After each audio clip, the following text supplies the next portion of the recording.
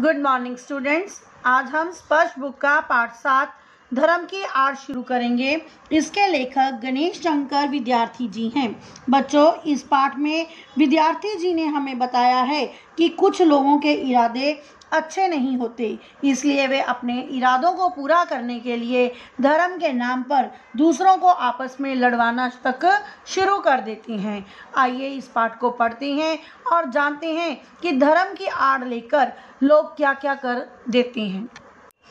इस समय देश में धर्म की धूम है, यानी कि जो अभी समय चल रहा है उसमें क्या हो रहा है, सब तरफ लोग अपने अपने धर्म को लेकर आगे बढ़ रही हैं, उत्पात किए जा रहे हैं, यानी कि दंगे हो रहे हैं।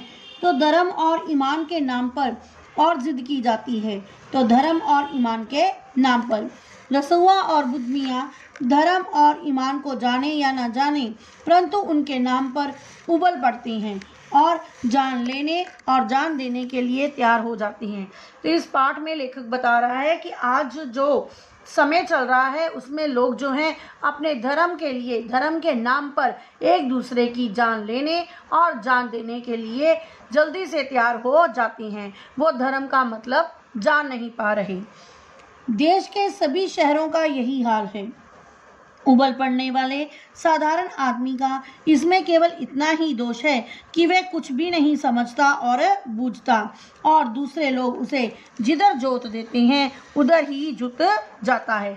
आज साधारण व्यक्ति का बच्चे केवल इतना ही दोष है कि वह धर्म के नाम पर जो भी उसको मोड़ता है वह उसी तरफ मुड़ जाता है। वह ये सोचता ही नहीं है कि क्या सही है और क्या गलत है।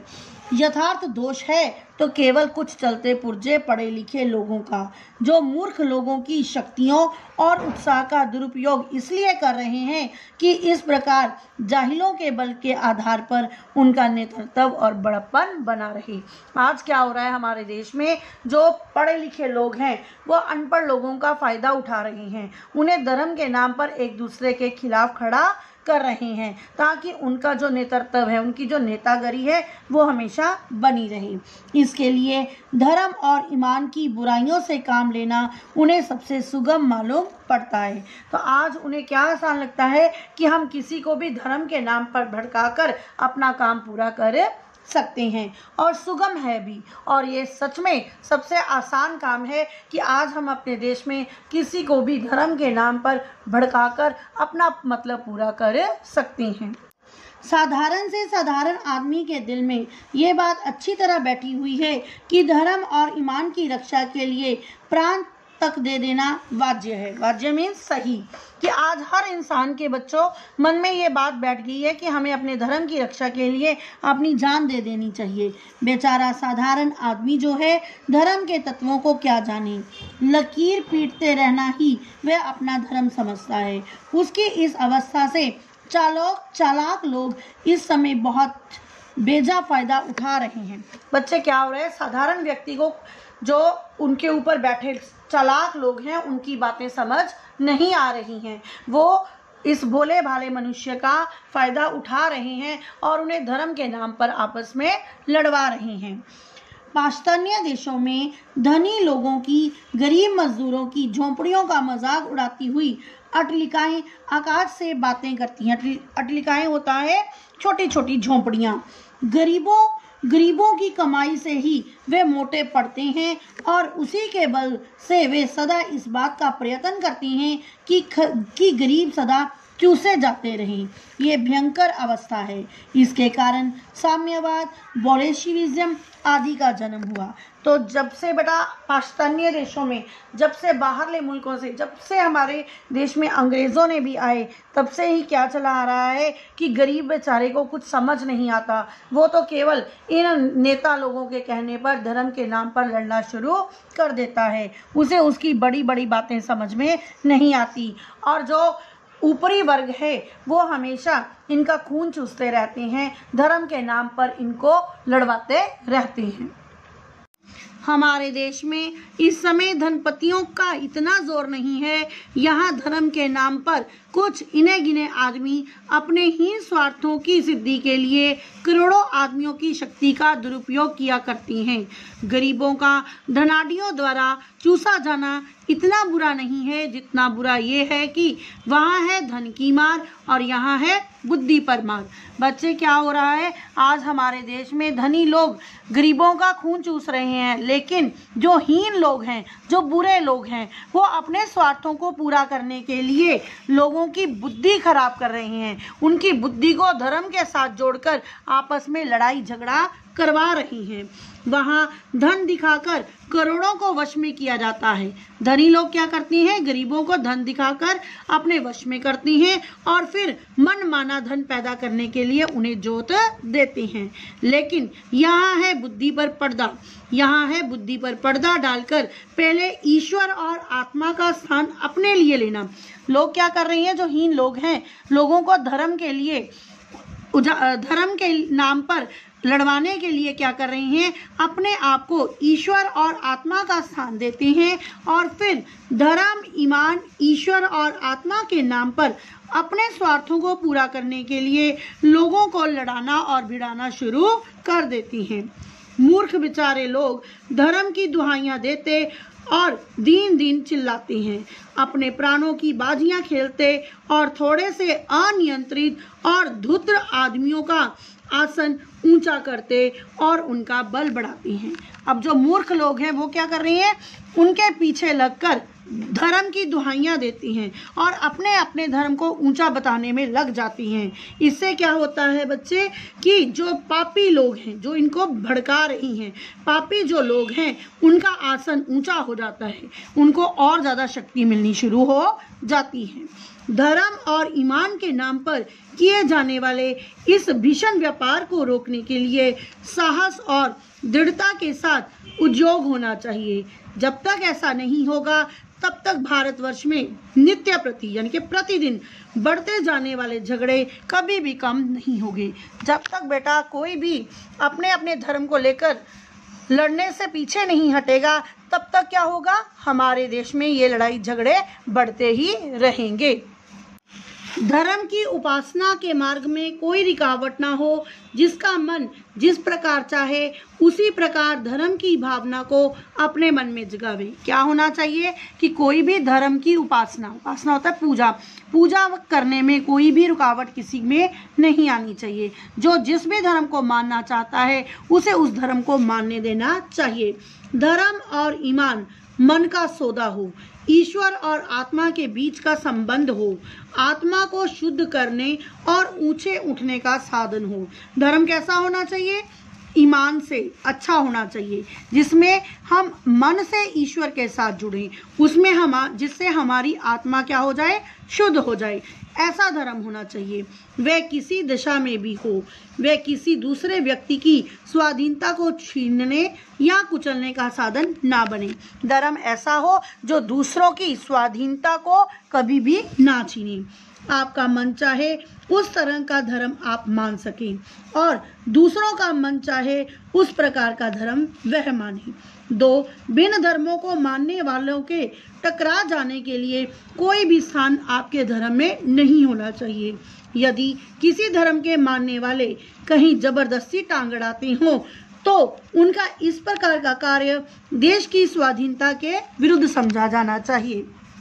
बच्चे क्या बता रहे हैं लेखक कि यदि आपका मन जिस धर्म को चाहता है आपको उस धर्म को मानने की आज़ादी है, लेकिन फिर भी कोई अगर आपके धर्म के काम में टांग अड़ाता है, रुकावट डालता है, तो वो क्या करता है, हमारे देश की स्वाधीनता के विरुद्ध आवाज़ उठाता है। देश की स्वाधीनता के लिए जो उद्योग किया जा रहा था उसका वह दिन निसंदेह अत्यंत बुरा था, जिस दिन स्वाधीनता के क्षेत्र में खिलाफत, मुल्ला, मौलवियों और धर्माचार्यों को स्थान दिया जाना आवश्यक समझा गया।